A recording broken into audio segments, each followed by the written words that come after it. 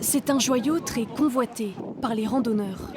Le lac du Lovitel est le deuxième site le plus fréquenté du parc national des Écrins.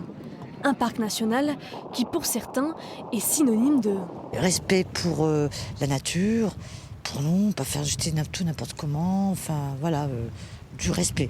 Mais du respect avec un R majuscule, quoi. Mais ce n'est pas forcément le cas pour tout le monde. L'été dernier, le déconfinement, doublé des restrictions de circulation, avait provoqué une véritable ruée de randonneurs. Pas toujours au courant des réglementations en vigueur dans un parc national.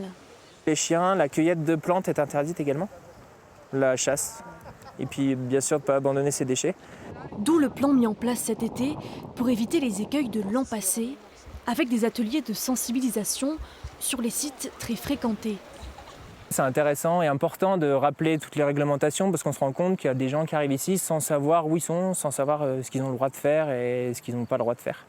Du coup, c'est pour ça que nous, on est là cet été en renfort des permanents pour venir rappeler tout ça et que ça se passe le mieux possible.